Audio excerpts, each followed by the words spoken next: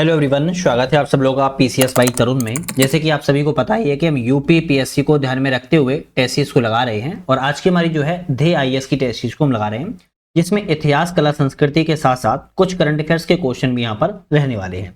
आप सभी को पता है कि 12 अक्टूबर को आपका पेपर है और उसी को ध्यान में रखते हुए प्रत्येक दिन मतलब कि डेली हमारे इस चैनल पर आपके लिए 4 टेस्ट सीरीज आती हैं और अलग अलग कोचों के टेस्ट सीरीज को हम लगाते हैं। अगर बात करें कौन कौन सी लगाते हैं तो आपकी मेक आईएएस की हमारी आती है, जिसमें हमारी ध्येय आईएएस की आती है, आपकी दृष्टि की आती है और यहाँ पर हम किसकी लगाते हैं, यहाँ पर जीएस वर्ल्ड की। तो टोटल 4 टेस्ट सीरीज को एक ही चैनल पर आपको मिलना ये अपने आप में बहुत बड़ी उपलब्धि होती है। खैर, आखिरकार हम अपने पहले क्वेश्चन की तरफ चलेंगे। पहला क्वेश्चन हमारा क्या है उसको एक बार हम जरूर देख लेते हैं। तो यहाँ पर हम 100 क्वेश्चन तक ऑलरेडी पिछली वीडियो में लगा चुके थे। आज हम यहाँ पर 101 नंबर से लगाएंगे। पिछली वीडियो में आप देख सकते हो कि हमने लगाया था कि नहीं लगाया था। मैं झूठ पहली बात तो बोलता नहीं हूँ और यहाँ पर आपकी जो भी लगती है वही हम बातें यहाँ पर करते हैं। आज का हमारा पहला क्वेश्चन है कि महाजनपद है और राजधानी है। इस महाजनपद की राजधानी कौन सी हुआ करती थी प्राचीन काल में, इसकी बात करें। कौशल की बात की जाए तो श्रावस्ती राजधानी हुआ करती थी। केदी की बात की जाए शुक्तिमती राजधानी हुआ करती थी। कुरु की बात की जाए तो इंद्रप्रस्थ राजधानी हुआ करती थी और पांचाल की कांपिल्य राजधानी हुआ करती थी। ऑप्शन हमारा यहाँ पर बी वाला रहेगा। ए का दूसरा, बी का पहला, सी का तीसरा और डी का चौथा ऑप्शन हमारा करेक्ट है। निम्नलिखित में से इस तमिल संगमकालीन ग्रंथ में चेर शासक कुट्टुवन कौन है? कट्टुवन की हिमालय तक की विजय यात्रा का जो है वर्णन मिलता है। तो तमिल ऐसा कौन सा संगमकालीन ग्रंथ है जिसमें चेर शासक कुट्टुवन की हिमालय तक की विजय यात्रा का क्या मिलता है, वर्णन किया गया है? तो हम कहेंगे यहाँ पर पद्दनिकक्कल कट्टुकक्कू है। यहाँ पे थोड़ा सा नाम अटपटा है तो हो सकता है जीप थोड़ा सा आप देख लेना। बी ऑप्शन यहाँ पर करेक्ट है। भारत को इंदु चंद्रमा के नाम से किसने संबोधित किया? तो भारत को इंदु चंद्रमा के नाम से संबोधित जो है चीनी यात्री हवेन सांग के द्वारा किया गया। कौन यात्री था? चीनी यात्री था और हवेन सांग था। इनके द्वारा इंदु जो कहा गया है, जिसका अर्थ चंद्रमा होता है, ध्यान रखिएगा। तो कौन था? चीनी यात्री था। निम्नलिखित में से कथनों पर विचार करें, कौन सा ऑप्शन यहाँ पर करेक्ट है? तो कथनों पर विचार करें, ऑप्शन कौन सा सही है? महाभारत में राम कथा को रामोपाख्यान के नाम से जाना जाता है। किसमें? महाभारत में राम कथा को रामोपाख्यान के नाम से जाना जाता है। हम कहेंगे बिल्कुल करेक्ट है। गीता महाभारत के अनुशासन पर्व में सम्मिलित है। तो गीता जो है आपके अनुशासन पर्व में शामिल नहीं है बल्कि भीष्म पर्व में सम्मिलित है। किसमें? भीष्म पर्व में सम्मिलित है। तो हम कहेंगे दूसरा वाला गलत है। महाभारत में वर्णित यवन, शक, हूण, किरात आदि विदेशी जातियों का जो है उल्लेख मिलता है। तो हम कहेंगे हाँ, ये भी बात ठीक है। तो पहला और तीसरा सही है, तो हमारा ऑप्शन बी वाला रहेगा सही। बाकी दूसरा वाला ऑप्शन हमने यहाँ पर बता दिया है। निम्नलिखित में से कथनों पर विचार करें, कौन सा ऑप्शन हमारा सही है? तो कथनों पर विचार करें, कौन सा ऑप्शन सही है? मिताक्षरा के अनुसार पुत्र को पिता की संपत्ति में जन्म से ही अधिकार प्राप्त होता है। तो कौन कहता है? मिताक्षरा का कहता है कि मिताक्षरा के अनुसार जो पुत्र है उसको पिता की संपत्ति में जन्म से ही अधिकार मिल जाता है। दाय भाग के अनुसार पुत्र को पिता की संपत्ति में पिता की मृत्यु के पश्चात ही अधिकार मिलता है। तो दोनों बातें अलग अलग की जा रही है। मिताक्षरा कह रहा है जैसे ही जन्म हुआ पुत्र का, पिता की संपत्ति में अधिकार मिल गया। दाय भाग कह रहा है कि जब पिता की मृत्यु हो जाएगी तब उसके बाद पुत्र को आपका संपत्ति पर अधिकार मिलेगा। तो ऑप्शन यहाँ पर जो है 1 और 2 दोनों ऑप्शन ही हमारे यहाँ पर करेक्ट है। निम्नलिखित में से कथनों पर विचार करें, कौन सा ऑप्शन यहाँ पर सही है? तो कथनों पर विचार करें, राजतरंगिणी संस्कृत में महाभारत शैली में लिखी गई है। करेक्ट है। कल्याण ने इसे राजा जयसिंह के शासनकाल में पूर्ण किया था। तो हम कहेंगे ये भी सही है। तो ऑप्शन हमारे दोनों ही सही हैं। तो ऑप्शन हमारा डी वाला सही रहेगा। 1 और 2 दोनों ऑप्शन सही हैं। संस्कृत भाषा में महाभारत की शैली में राजतरंगिणी को जो है लिखा गया है कल्याण के द्वारा लिखी गई है। अगर कल्याण के टेम्पलेट की बात करें, 1148 ईस्वी में इसे प्रारंभ किया गया था और 1150 ईस्वी में राजा जयसिंह के शासनकाल में इसका जो है समय पूर्ण हुआ था। नेक्स्ट क्वेश्चन आता है, गौड़बहु नामक, कौन सा है? गौड़बहु नामक ग्रंथ जो किस शासक के बंगाल आक्रमण का उल्लेख करता है? गौड़बहु नामक ग्रंथ है किस शासक के बंगाल आक्रमण का उल्लेख करता है? तो हम कहेंगे यशोवर्मन शासक के बंगाल आक्रमण का जो है उल्लेख यहाँ पर किया गया है। और कन्नौज नरेश यशोवर्मन द्वारा गौड़ बंगाल पर आक्रमण किया गया था, इसीलिए गौड़बहु नामक ग्रंथ में इसकी चर्चा की गई है। गार्गी संहिता। अच्छा, ऐसे क्वेश्चन की बात करने से पहले एक छोटा सा अपडेट है कि हमारा ऐप आ चुका है। अगर ऐप की बात करें जिसका नाम है यूपीएससी नट, इस ऐप को आप लोग डिस्क्रिप्शन में लिंक है, लिंक से भी डाउनलोड कर सकते हो या फिर प्ले स्टोर पर सर्च कर सकते हो यूपीएससी नट, वहां से आप लोग डाउनलोड कर लीजिए। क्यों कह रहे हैं? आप यूपीपीएससी की तैयारी कर रहे हो, टेस्ट सीरीज आपको हिंदी और इंग्लिश बाइलिंगुअल में मिलती है। Full test, chapter wise, subject wise, previous year, model paper, 300 से ज्यादा टेस्ट सीरीज है। यहाँ पर सबसे इंपॉर्टेंट बात यह है, क्वेश्चन करने के साथ आपको एक्सप्लेन मिलता है, और एक्सप्लेन के साथ साथ यहाँ पर की पॉइंट मिलते हैं जो कि आपको एग्जाम्स के पॉइंट ऑफ व्यू से वेरी इंपॉर्टेंट रहते हैं। सेकंड चीज, क्विक रिवीजन नाम से हमने यहाँ पर एक टेस्ट निकाला, कोर्स निकाला हुआ है, जिसमें 23 पीडीएफ है। इसमें ऑल सब्जेक्ट कवर किए गए हैं। आपका यूपी पीसीएस तैयारी कर रहे हो आरओ की, दोनों के ही लिहाज से इसको बनाया गया है, दोनों को ही ध्यान में रखते हुए इसको बनाया गया है। 23 पीडीएफ प्लस वीडियो, आपको सारी चीजें मिल जाती है। तो आप इसको दोनों कोर्सों को यूपीपीएससी के लिए ज्वाइन कर सकते हो। बाकी UP triple S C PET, UP PET के भी बहुत सारे लोग एग्जाम दे रहे होंगे, और एग्जाम तो दे रहे हैं लेकिन तैयारी नहीं कर पा रहे होंगे, तो उसके लिए भी हमने यहाँ पर पैट की टेस्ट सीरीज को निकाला है। आप ऐप पर जाओगे तो वहां पर आपको मिल जाएगी। खैर, यहाँ पर हम बात करेंगे अपने क्वेश्चन पर वापस आते हैं। यहाँ पर क्वेश्चन आता है, गार्गी संहिता में किसके आक्रमण का वर्णन है? तो गार्गी संहिता में किसके आक्रमण का वर्णन है? तो हम कहेंगे यवन शासकों का। किसका? यवन के शासकों का गार्गी संहिता में जो है वर्णन मिलता है। आपको ध्यान रखना है, यवनों ने साकेत, पांचल, मथुरा और कुसुमध्वज पाटलिपुत्र पर जो भी है आक्रमण भी किया हुआ था। तो ये सब गार्गी संहिता में आपको मिलता है। हवेनसांग के यात्रा मार्ग में सही कालक्रम का चयन कीजिए। तो हिमसांग जो आया था, इसके यात्रा मार्ग में कौन कौन से आपके कालक्रम हैं, मार्गों में, इनको वर्णन करना है। तो सबसे पहले कहां पे आया था? कपिशा। कहां पर? कपिशा आया था सबसे पहले, जब इसने कश्मीर को हिंदू कुश पार किया, तो सबसे पहले ये कपिशा आया। उसके बाद जब फिर कश्मीर पहुंचा, कहां पर पहुंचा? फिर कश्मीर पहुंचा, और उस कश्मीर के बाद यह जो है कहां पर पहुंचा था? तो हम कहेंगे फिर इसके बाद नालंदा पहुंचा। नालंदा पहुंचने के बाद अंतिम में आए कांची पहुंचा था। तो इस तरीके से पहले कपिशा, हिंदू कुश पर्वत को पार किया कपिशा, कपिशा को पार करने के बाद कश्मीर, फिर नालंदा, फिर कांची। ऑप्शन आपका यहाँ पर जो है ए वाला यहाँ पर करेक्ट हो जाए। कौन सा? ए वाला जो है करेक्ट। चलिए नेक्स्ट क्वेश्चन की बात करेंगे। नेक्स्ट क्वेश्चन क्या कहता है उसको देखते हैं, एक मिनट। नेक्स्ट क्वेश्चन है, किस शासक ने आदिवराय शीर्षक के साथ स्वर्ण के सिक्के जारी किए थे? ऐसा कौन सा शासक है जिसने आदिवराय के साथ सोने के सिक्कों को जारी किया था? तो हम कहेंगे ऑप्शन रहेगा मिहिर भोज। कौन रहेगा? मिहिर भोज के द्वारा आदिवराय की उपाधि धारण की गई थी, और यहाँ पर बराह अवतर और गाय के बछड़े की आकृति के साथ सिक्कों को जारी किया था। नेक्स्ट आता है, निम्नलिखित पुरास्थलों को उनके कार्यक्रम में व्यवस्थित कीजिए। इनमें से कौन सा ऑप्शन सही है? आज हो सकता है थोड़ा आपको आवाज में इश्यू लग रहा हो, आवाज ऊपर नीचे हो, मैनेज कर लेना आप लोग। एक्चुअली आज स्वास्थ्य थोड़ा सा अस्वस्थ है, टीथ में थोड़ा पेन है, तो इस कारण से बोलने में थोड़ा दिक्कत हो रही है। लेकिन रेस्ट हमने इसलिए नहीं किया क्योंकि आप लोगों से वादा किया है, तो रेस्ट करना हमने लिहाज नहीं समझा। बाकी की थोड़ा बस मैनेज कर लेना, इस बात की हम रिक्वेस्ट करेंगे। और कुछ गलती वगैरह हो जाए तो माफी चाहता हूँ पहले से ही, मैनेज थोड़ा आप लोग करते चलिए। निम्नलिखित पुरास्थलों को उनके कार्यक्रम में व्यवस्थित कीजिए। पुरास्थल है, उनको कार्यक्रम में व्यवस्थित करना है। तो सबसे पहले आपको कौन सा आएगा? सिहावल जमाव आएगा। क्या आएगा? सिहावल जमाव आएगा। और यह सबसे पुराना स्थल है, पुरातन पाषाण युग के मोटे अपकृषित आपके औजारों के लिए जाना जाता है। दूसरा क्या आएगा? यहाँ पर दूसरा आएगा पटपरा जमाव। पटपरा जमाव कहाँ से संबंधित है? तो सिहावल के बाद आता है प्रारंभिक मध्य पाषाण युग से संबंधित है। तो ये वाला जो ऑप्शन है आपका पूरा पाषाण काल से संबंधित है ना। ये जो ऑप्शन है आपका मध्य पाषाण काल से संबंधित है। वहीं बात की जाए फिर हमारा बाघौर जमाव आएगा। कौन सा? बाघौर जमाव। ये उत्तर मध्य पाषाण काल से संबंधित, कौन से? उत्तर मध्य पाषाण काल से संबंधित है। और अंतिम में है तौनही जमाव आएगा। ये आपका सबसे नया स्थल है, मतलब सबसे नया स्थल का मतलब है उत्तर मध्य पाषाण काल से भी संबंधित है, लेकिन ये अंतिम चरण का है। कौन से? अंतिम चरण का है। ऑप्शन हमारा जो है बी वाला रहेगा। अब हो सकता है आपने ये नाम ही पहली बार सुने हो, तो आप लोग क्या कर सकते हैं, टेस्ट शीट तभी तो कहता हूं अच्छे से लगाइएगा। इन हड़प्पाकालीन स्थलों से मापने के पैमाने प्राप्त हुए। हड़प्पाकालीन स्थलों से किस चीज के मापने के पैमाने प्राप्त हुए हैं? तो हम कहेंगे आपके जो मापने के पैमाने हैं, एक तो आपके मोहनजोदड़ो से मिले हुए हैं, दूसरा आपके लोथल से मिले हैं। कौन से? मोहनजोदड़ो एवं लोथल से, दोनों ही जगह से मापने के पैमाने को प्राप्त किया गया है। ए ऑप्शन यहाँ पर करेक्ट हो जाएगा। अभिकथन और कारण है, इनमें से कौन सा ऑप्शन आपका करेक्ट है? बात करें तो वर्ष 1940 में मेरठ कांग्रेस सम्मेलन के दौरान क्रांतिकारी समाजवादी पार्टी की स्थापना को किया गया था। तो वर्ष 1940 में रामगढ़ में हुआ था, ना कि मेरठ में हुआ था। कहां पर हुआ था? रामगढ़ में हुआ था। तो ऑप्शन हमारा क्या हो गया? पहला वाला गलत हो गया।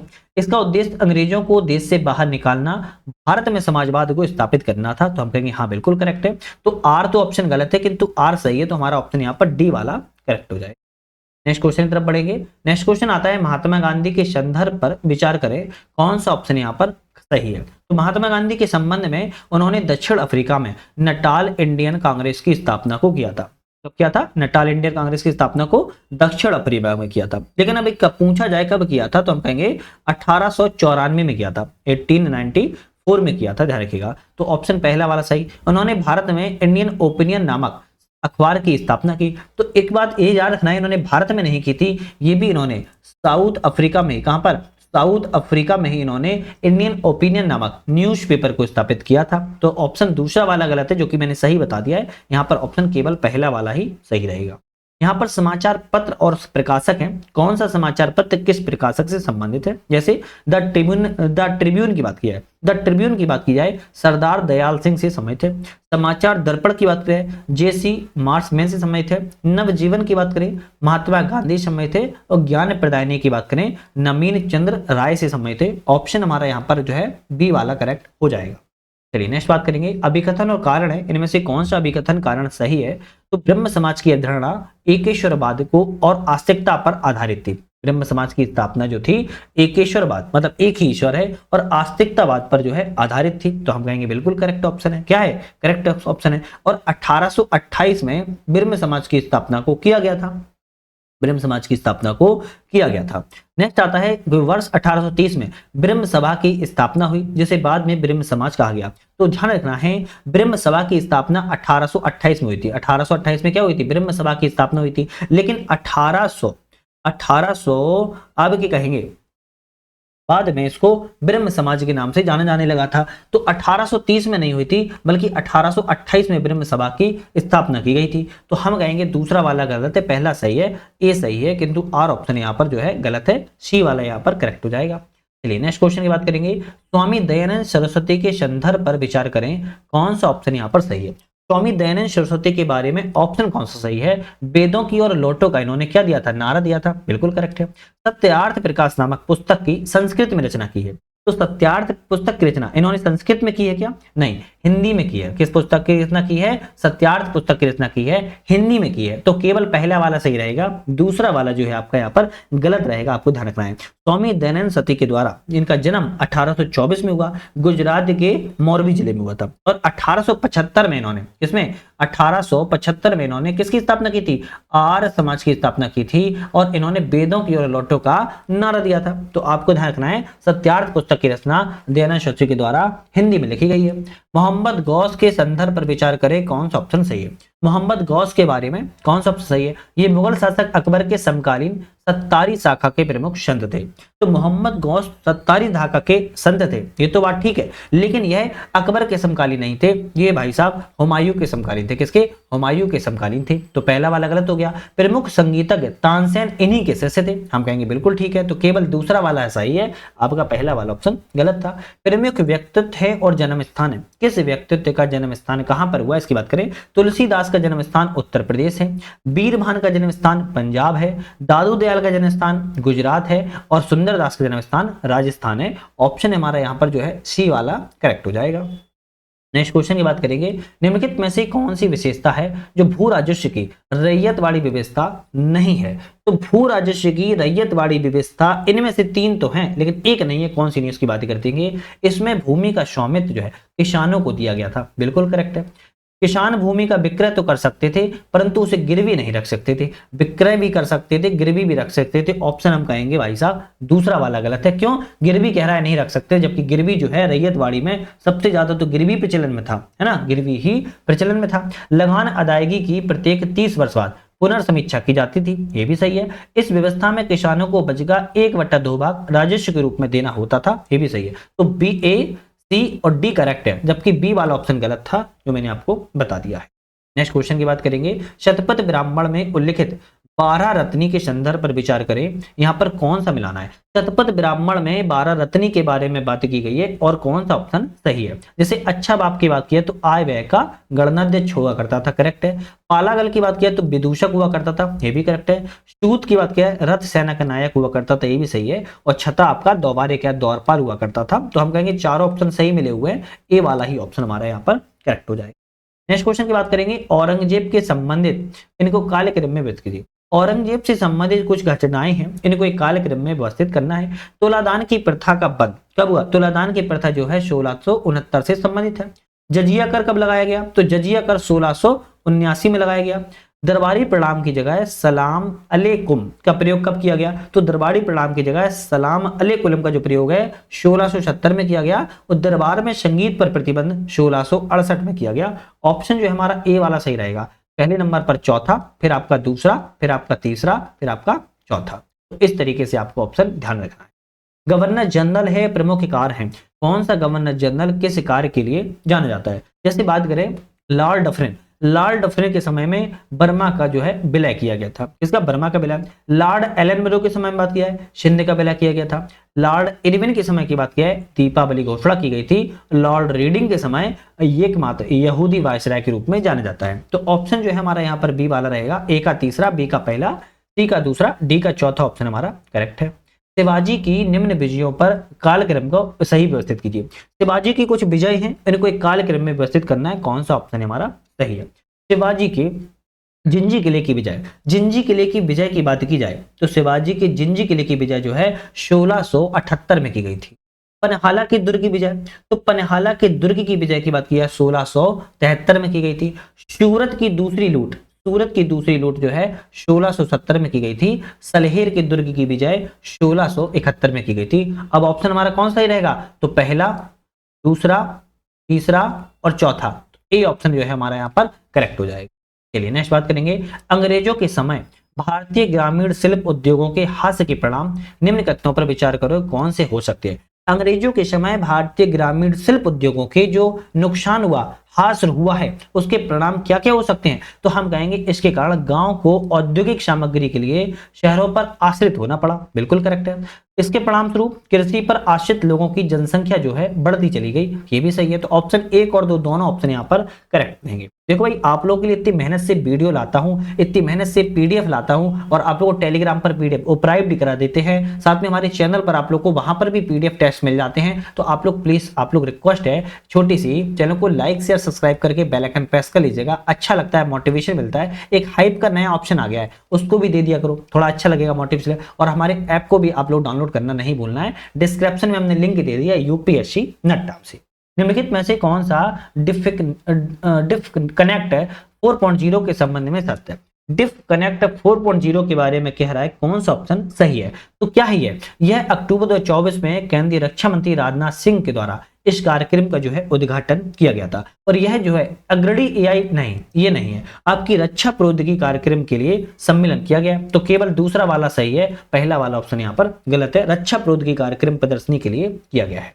केंद्र सरकार ने असंगठित क्षेत्र के श्रमिकों के लिए न्यूनतम मजदूरी की दरों में संशोधन किया। इन दरों को किस आधार पर वर्गीकृत किया गया है? तो इन दरों को वर्गीकरण की बात की जाए कौशल स्तर एवं भौगोलिक क्षेत्र के आधार पर वर्गीकृत किया गया। ये क्वेश्चन आपको लग रहा होगा बहुत सरल है, पर ये क्वेश्चन बहुत कठिन है, और ये क्वेश्चन आना चाहिए तभी कर पाओगे, वरना गलत हो जाएगा। क्योंकि आयु और अनुभव ये आप ज्यादातर टिक लगाओगे, है ना। तो आपको ध्यान रखना है कौशल स्तर भौगोलिक क्षेत्र के आधार पर न्यूनतम मजदूरी दर को क्या किया गया? निश्चित किया गया है।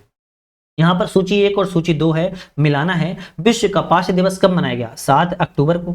विश्व शिक्षक दिवस 5 अक्टूबर को। अंतर्राष्ट्रीय बालिका दिवस 11 अक्टूबर को। विश्व खाद्य दिवस 16 अक्टूबर को। ऑप्शन हमारा जो है ए वाला करेक्ट रहेगा। सभी ऑप्शन सही है।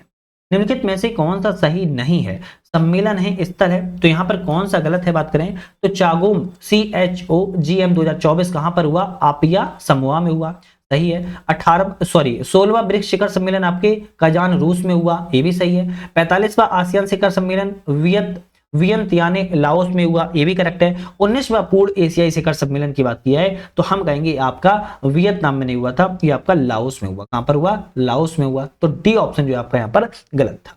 चलिए नेक्स्ट बात करेंगे। अक्टूबर 2024 में विश्व बैंक के द्वारा वर्ल्ड डेवलपमेंट रिपोर्ट में मिडिल इनकम ट्रैप का पर प्रकाश डाला गया, और इनमें से कौन सा ऑप्शन सही है? तो किसने जारी किया? सबसे पहले तो ये समझो वर्ल्ड बैंक के द्वारा जारी की गई है वर्ल्ड डेवलपमेंट रिपोर्ट, और मिडिल इनकम ट्रैप पर प्रकाश डाला गया है। और ऑप्शन इसमें कौन सा सही है? यह स्थिति तब आती है जब कोई देश एक निश्चित औसत आय प्राप्त कर लेता है। करेक्ट। आय बढ़ने के बावजूद विकास दर कैसी होती है? धीमी हो जाती है। हम कहेंगे ये भी सही है। ऑप्शन रहेगा पहला वाला, आपका सी वाला। 1 और 2 दोनों ऑप्शन हमारे करेक्ट है। अक्टूबर 2024 में चर्चित में रही बाला देवी के कथनों पर विचार करें, कौन सा ऑप्शन सही है। तो बाला देवी चर्चा में रही, इनके बारे में विचार करें। अक्टूबर 2024 में अंतर्राष्ट्रीय गोल करने वाली ये पहली भारतीय महिला फुटबॉलर बनी, करेक्ट है। इन्होंने यह उपलब्धि SAFF महिला चैंपियनशिप 2024 में पाकिस्तान के खिलाफ मैच में हासिल की थी, तो ये भी करेक्ट है। ऑप्शन ए सी वाला रहेगा, एक और दो दोनों ऑप्शन यहाँ पर सही है। बाला देवी के बारे में कहा गया है। अक्टूबर 2024 में अमेरिकी अंतरिक्ष एजेंसी नासा ने यूरोपा क्लिपर मिशन लॉन्च किया, जिसका उद्देश्य क्या है। तो इसका उद्देश्य बृहस्पति के चंद्रमा यूरोपा का विस्तृत अध्ययन करना है। नासा के द्वारा इसको लॉन्च किया गया है। अक्टूबर 2024 में ही किसे सशस्त्र बल चिकित्सा सेवा की पहली महिला महानिदेशक के रूप में नियुक्त किया गया है। तो वाइस एडमिरल आरती सरीन को जो है आपके सशस्त्र बल चिकित्सा के लिए पहली महिला महानिदेशक बनाई गई है। अभिकथन और कारण है, इनमें से कौन सा ऑप्शन सही है। 4 से 10 अक्टूबर के 24 के बीच में विश्व अंतरिक्ष सप्ताह दिवस मनाया गया। तो मध्य में विश्व अंतरिक्ष सप्ताह दिवस 4 से 10 अक्टूबर के बीच बनाया गया, करेक्ट है। पहले मानव निर्मित उपग्रह स्पुतनिक पहले का परीक्षण जो है 4 अक्टूबर 1957 को हुआ था, ये भी सही है। आपका ऑप्शन ए वाला रहेगा, ए आर दोनों ऑप्शन यहाँ पर करेक्ट है। निम्नलिखित कथनों पर विचार करें, कौन सा ऑप्शन यहाँ पर सही है। विचार करें, अक्टूबर 2024 में केंद्र सरकार के द्वारा 5 पुरातन भाषाओं को शास्त्रीय भाषा का दर्जा दिया गया है, करेक्ट है। अभी मैंने पिछली वीडियो में बताया था, है ना। 5 शास्त्रीय भाषा कौन सी नहीं बनी है, तो मराठी, पाली, प्राकृत, असमिया, बंगाली, ये 5 भाषाएं आप शामिल हो गई हैं, तो हम कहेंगे ये भी करेक्ट सही है। देश में शास्त्रीय भाषा का दर्जा प्राप्त भाषाओं की संख्या 9 है। अब 9 नहीं है, अब बल्कि 11 हो चुकी हैं। एक तो आपकी मराठी, पाली, प्राकृत, असमिया, बंगाली, और आपकी कौन कौन सी पहले थी, आपकी तमिल थी, तमिल के बाद तेलुगु थी, तेलुगु के बाद संस्कृत थी, संस्कृत के बाद कन्नड़ थी, कन्नड़ के बाद मलयालम थी, मलयालम थी, मलयालम के बाद उड़िया थी, उड़िया के बाद मराठी थी, मराठी के बाद यहाँ पर कौन सी हो गई, अब यहाँ पर अच्छा पाली, प्राकृत, असमिया, बंगाली। तो ये आपकी जो आपकी यहाँ पर 6 पहले से ऑलरेडी थी, 5 आपकी ये 11 हो चुकी हैं, तो आपको ध्यान रखना है। नेक्स्ट आता है, अक्टूबर 2024 में दुबई में संपन्न आईसीसी महिला T20 विश्व कप क्रिकेट प्रतियोगिता 2024 के फाइनल में किस देश को पराजित करके न्यूजीलैंड यह प्रतियोगिता जीती है। तो यह प्रतियोगिता जो है न्यूजीलैंड ने दक्षिण अफ्रीका को हरा करके जीता हुआ है। व्यक्ति और नियुक्ति है, कौन सी व्यक्ति की किसमें नियुक्ति हुई। क्लाउडिया शीनबाम की बात की है, तो इनकी नियुक्ति जो है पहली महिला राष्ट्रपति मैक्सिको के रूप में की गई है। दूसरे इसमें लाएंगे मोहिना सिंह की बात की है, तो प्रथम महिला पायलट बनी है तेजस स्क्वाड्रन की। शिगेरू इस्वा की बात की है, तो प्रधानमंत्री जापान की बनी है। और विजय किशोर राहटकर की बात की है, अध्यक्ष बने हैं राष्ट्रीय महिला आयोग के। ऑप्शन यहाँ पर जो है ए वाला ऑप्शन यहाँ पर करेक्ट हो जाएगा। चलिए नेक्स्ट क्वेश्चन की तरफ बढ़ेंगे। अक्टूबर 2024 में संघाई सहयोग संगठन के शासनाध्यक्षों की परिषद का सम्मेलन कहां पर किया गया। तो आपकी सीधी सी बात किया, संघाई सहयोग संगठन के शासनाध्यक्षों की जो बैठक हुई थी आपकी इस्लामाबाद पाकिस्तान में मनाई गई थी, ध्यान रखिएगा। अक्टूबर 2024 में प्रधानमंत्री नरेंद्र मोदी ने किस स्थान पर बांजरा विरासत संग्रहालय का उद्घाटन किया है। बंजारा विरासत आपके विरासत का संग्रहालय कहां पर किया है, वाशिम महाराष्ट्र में किया है। कहां पर, वाशिम महाराष्ट्र में बंजारा विरासत संग्रहालय का उद्घाटन जो है प्रधानमंत्री नरेंद्र मोदी के द्वारा किया गया है।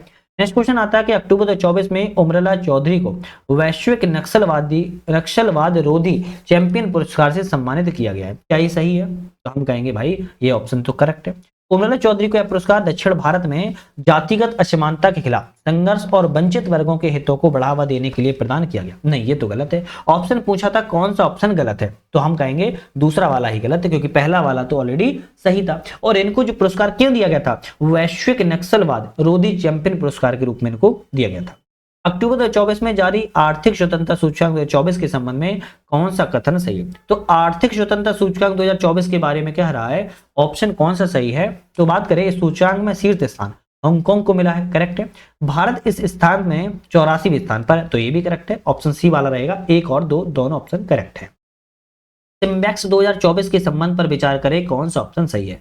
सिम्बैक्स 2024 के बारे में भारत और सिंगापुर के मध्य में होने वाला वार्षिक द्विपक्षीय वायु सेना अभ्यास है।